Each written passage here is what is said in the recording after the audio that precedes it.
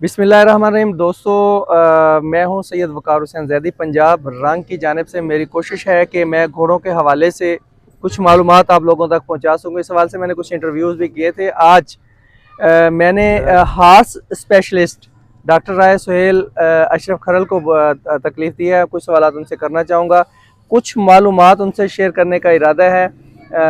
इस हवाले से मैं बात करना चाहूँगा सुहेल भाई से। तो सुहेल भाई से बात करते हैं और कुछ घोड़ों के हवाले से जो पाकिस्तान में है वो मालूमात करते हैं। अस्सलाम वालेकुम सुहेल भाई, बहुत शुक्रिया आपने टाइम दिया। मेरी कोशिश है कि मैं अपने नाजरीन को जो घोड़ा नाच और घोड़ों के हवाले से मालूमात फराहम कर सकूं, तो आज आपसे बात करते हैं जी। अभी सुहेल भाई, पाकिस्तान में देसी घोड़ों के हवाले से आपने जेनेटिक्स पर काम किया है और रिसर्च आपकी America, UK, Canada, Germany, Australia और दीगर ममालिक में भी आपने ये पेश की अपनी रिसर्च। अच्छा, इस हवाले से आपको सर्टिफिकेट अवार्ड से भी नवाजा गया है। तो मैं चाहूँगा कि हमारे नाजरीन को कुछ अपनी मालूमात जो हैं वो शेयर करें जो आपने रिसर्च की है। आगाज़ करते हैं, तो कुछ मालूमात के हवाले से हमें मालूमात शेयर कीजिएगा। अस्सलाम वालेकुम नाजरीन। तो घोड़े के बारे में बात करना चाहूँगा। एक्चुअली घोड़े के साथ हमारा एक मजहबी लिंक है।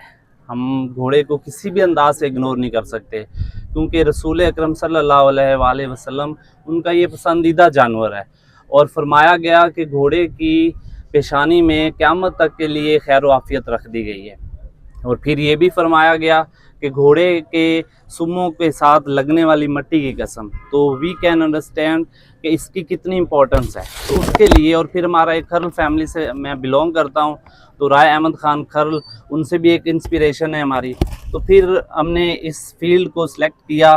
तो मैंने घोड़ों के लिए, क्योंकि पाकिस्तान में इसको बहुत शौक़ तो बहुत प्रमोट हो रहा है, घोड़े ब्रीडर रख भी रहे हैं, लेकिन जेनेटिक बेसिस पे और इंटरनेशनल लेवल पे कोई ब्रीड डॉक्यूमेंटेशन नहीं थी और ना इनकी कोई रिकॉग्निशन थी।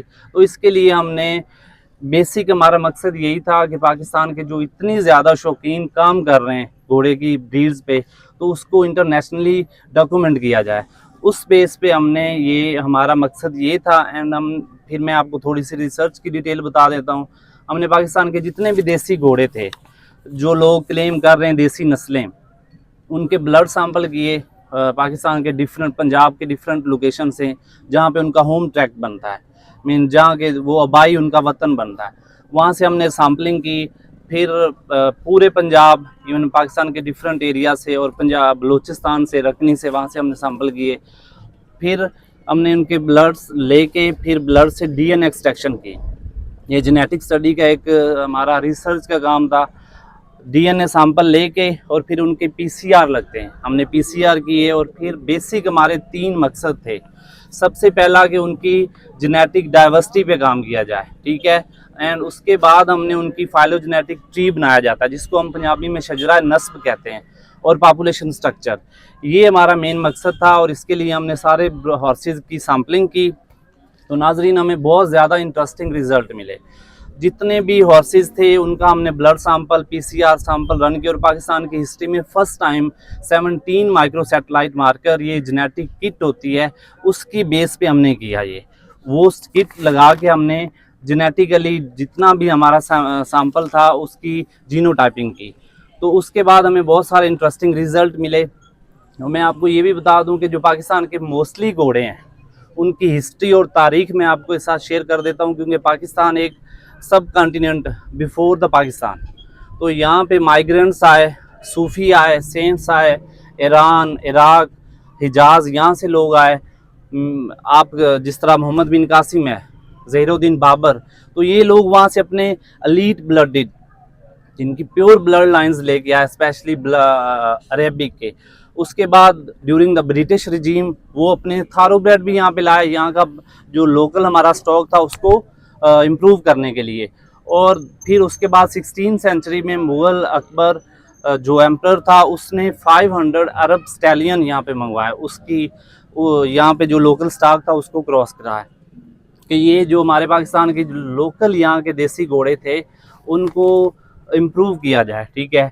तो यहाँ पे हमारी जेनेटिक डाइवर्सिटी का रिज़ल्ट ये था कि हमारे हॉर्सेस के पीछे बैकबोन में उनका, जिसको पास्ट 4 फादर्स हैं, उसमें अरेबिक का ब्लड शामिल था। तो ये हमारी एक फाइलोजेनेटिक ट्री हमने डिज़ाइन की कि हमारे हॉर्स की ओरिजिन किससे मिलती है। तो देसी घोड़ों में मैक्सिमम, और दूसरा में जो फाइलोजेनेटिक ट्री और पॉपुलेशन स्ट्रक्चर में हमने जो चीज़ें नोट की, that was the great mixture, mean cross breeding and beyond the limit in breeding, mean कोई there was no selective breeding, no plan breeding. जिसका जो मर्जी करता है, आम जबान में वो जो उसको घोड़ा पसंद आता है उससे क्रॉस करवा देता है। तो ये वाला जो स्टेप है ना, इससे घोड़ों की नस्लें वो उतनी प्योर नहीं रह रही। मीन आपको पता है हमारे घोड़े पाकिस्तान की अलग अलग नस्लें हैं, तो उसको आप किसी प्लान के बगैर क्रॉस कराए जाएंगे तो उनका जो रिजल्ट बच्चे आएंगे वो उतने ज़्यादा प्योर नहीं होंगे। तो हमारी रिसर्च का पर्पस ही ये था कि हम पाकिस्तान की देसी नस्लों की कंजर्वेशन करें, ठीक है। हमारा मकसद ये था कि जो बची खुची हमारी ब्रीड्स हैं, these are not only horses, these are our genetic heritage. हम उनको इम्प्रूव भी करना चाहते हैं, और फिर हमारे पास कोई एक्चुअल रिकॉर्ड हो, हमारे पास कोई डाटा हो जिसकी बेस पे हम फर्दर काम, क्योंकि इतना ज़्यादा शौक आजकल चल रहा है, ब्रीडर माशाल्लाह इतना उस पर प्रमोट कर रहे हैं और पैसा लगा रहे हैं, लेकिन उनको जेनेटिकली भी तो इम्प्रूव किया जाए, जो हमारी नस्लें हैं उनको प्रिजर्व भी तो किया जाए। ऐसा ना हो कि फ्यूचर में जाके उनकी कोई सिलेक्टिव ब्रीडिंग, कोई प्लान ब्रीडिंग, और जितनी नस्लें हमारी हैं, क्या हम सिर्फ कलर की बेस पे ही उनको रखना चाह रहे हैं? अच्छा, कलर की आप बात कर रहे हैं, कलर के हवाले से अगर हम बात करें तो खसूसन घोड़ा राज में मैंने देखा है कि लोग नुकरा घोड़ा जो है जी, वो बहुत ज्यादा पसंद कर रहे हैं, और नुकरा घोड़ा जो है बहुत ज्यादा कीमत भी उसकी मतलब अगर आप ब्रीड के हवाले से बात करें तो लोगों की कोशिश होती है कि कोई नुकरा घोड़ा लें और हमारा जो है बच्चा भी वो नुकरा हो। इस हवाले से कुछ हमें ये आपने बहुत अच्छा क्वेश्चन पॉइंट आउट किया। यहाँ पे मैं आपको नुकरे की डिटेल बता देता हूँ। इंटरनेशनल एंड नेशनल स्टैंडर्ड में कोई वाइट कलर नहीं होता। जो बेसिक कोट कलर हैं, these are bay, black, chestnut, reddish brown, grey, flea bitten grey, dapple grey. तो there is no white colour, लेकिन पाकिस्तान में नुकरे कलर को पसंद किया जाता है। अब मैं आपको डिटेल ये बताता हूँ कि नुकरा कलर आता कैसे। This is the autosomal recessive gene defect, ठीक, जिसकी वजह से वो जो नेचुरल कलर हैं घोड़े के वो नहीं आते, उनकी पिगमेंटेशन नहीं होती, और ये जिसको हम नुकरा कहते हैं, जिसको हम ट्रू अल्बिनो और pseudo albino, mean complete albino, जिसको हम नुकरा घोड़ा कहते हैं, तो ये कलर आ जाता है। इसके पीछे this is the genetic defect, और पाकिस्तान में आजकल इस जेनेटिक डिफेक्ट को इतना ज़्यादा कैश किया जा रहा है और ज़्यादा पैसे इसी के मिलते हैं। तो ये कोट कलर का जेनेटिक डिफेक्ट या ऑटोसोमल रिसेसिव एक पैटर्न होता है जिसकी वजह से ये कलर आता है। तो बाकी वो खूबसूरती तो उसकी है, वो एक बोस्की कलर है और खूबसूरत हर बंदा उसको पसंद करता है। इसमें सोहेल भाई जो नुकरे के हवाले से एक और सवाल बनता है कि अगर ये जेनेटिक डिफेक्ट है तो फिर इसमें घोड़े पे क्या असर हो सकता है? ऐसे घोड़ा क्या मतलब नुकसान हमें? ये उसकी जेनेटिक्स का सिर्फ कोट कलर का डिफेक्ट है कि उसके जो नेचुरल मेलिनोसाइट, जो पिगमेंट, मेलानिन एक पिगमेंट होता है जिसकी वजह से घोड़े के कलर आते हैं, बस वो कलर पिगमेंटेशन पूरा नहीं होता, जिसकी वजह से रेडिश और ब्लैक और ब्राउन की वजह से नुकरा आ जाता है, और कोई जेनेटिक डिफेक्ट नहीं है। उसकी बॉडी पे, उसकी फिजिक पे, उसकी फिजियोलॉजी पे कोई फ़र्क नहीं होता, सिर्फ उसके कोट कलर पे फ़र्क है। अच्छा, जो नेक्स्ट सवाल मेरा बन रहा है वो ये बन रहा है कि आप जो है रिसर्च के हवाले से जो रिसर्च की ज़रूरत आपको क्यों महसूस हो रही है, और इसमें आपने क्यों मतलब इतनी कोशिश की है कि रिसर्च होनी चाहिए और ये ब्रीड के हवाले से बात करनी चाहिए? ये बहुत इंपॉर्टेंट आपने क्वेश्चन रेज किया है। ये पाकिस्तान का एक जेनेटिक रिसोर्स है, इक्वाइन हॉर्स, और इसमें एक घोड़े की मैं खूबियाँ गिनवाऊँ तो वो टाइम बहुत कम होगा।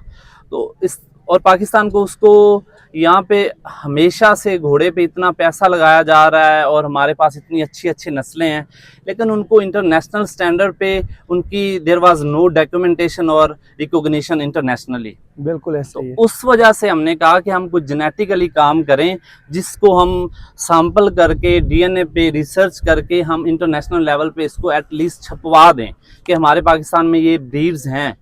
अगर हमारे पास कोई एक्चुअल स्टैंडर्ड रिकॉर्ड डाटा होगा तो तब भी हम जाके उसके लिए कोई और दूसरा मकसद ये भी था कि इन जो हमारी ब्रीड्स हैं इनको प्रिजर्व किया जाए, इनकी कंजर्वेशन की जाए। और उसके लिए मैं एक सुजेशन भी देना चाहूँगा, जैसे पाकिस्तान में मिलिट्री फार्म्स हैं, जिस तरह लाइव स्टॉक के फार्म्स हैं, वहाँ पे हर एरिया का, जहाँ पे हमारे पास काफ़ी LES हैं, रिसर्च सेंटर हैं पंजाब के, वहाँ पे हर एरिया का कोई ना कोई जो स्टालियन है देसी नस्ल का, उसको रखा जाए और वो उस एरिया के घोड़ों को एक सिलेक्टिव और प्लान ब्रीडिंग के थ्रू आगे उसकी ब्रीडिंग करवाई जाए, ठीक है, सिलेक्ट किया जाए। इसको मैं रिलेट करूंगा, हमारे पास साहिवाल का कंजर्वेशन का प्लान चल रहा है चंग में, तो बफलो का भी है, तो शीप गोट का भी चल रहे हैं, but there is no conservation strategies for equines.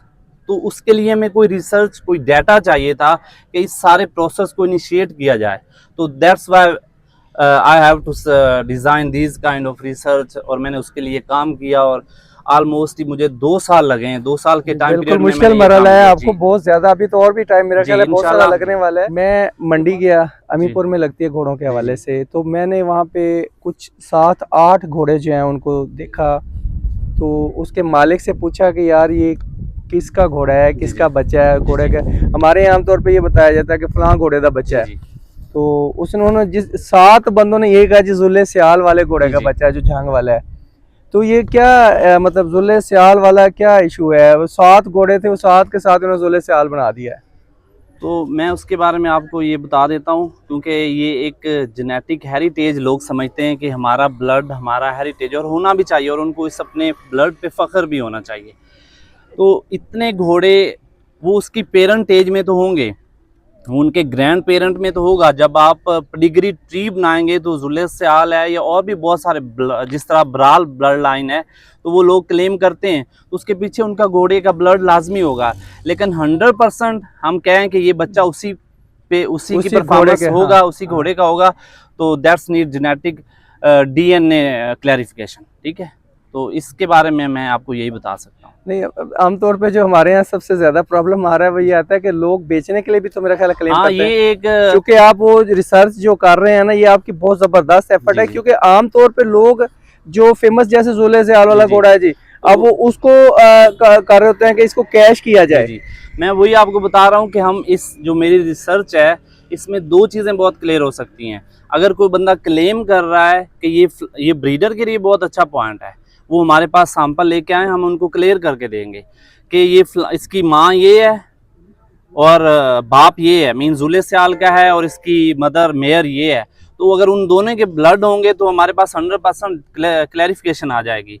तो लोग ये सेल पिच जो बने हुए हैं सिर्फ अपना प्रमोट करने के लिए कि वो फलान नाम यूज़ करके, तो वो भी क्लैरिफिकेशन हो जाएगी इस रिसर्च में, या हमारे पास जो भी DNA सैंपल आएगा तो 100% उसमें क्लैरिफिकेशन हो जाएगी। इसका मतलब है मैं ये करना चाहूँगा, जो लोग घोड़ा खरीदना चाहते हैं, चाहे वो नेज़ाबाजी के लिए हो, चाहे जी। वो घोड़ा नाच के लिए हो, जिस पर्पज़ के लिए भी हो, वो अगर चाह रहे हैं कि फलां ब्रीड का घोड़ा हमें चाहिए, जी। तो फिर उनके सैंपल पहले से जी। कलेक्ट करें और आपको लैब में जी। दें। और मैं एक और चीज़ क्लियर कर दूं, I am not here to promote my myself my profession, और ये मैं कोई पैसे कमाने के लिए ये कोई नहीं कर रहा। हमारे पास लैब है, with in the government fees, थोड़ी सी फीस होती है, उसमें आप ये करवा सकते हैं। मुझे ठीक है? जगह भी बता दें।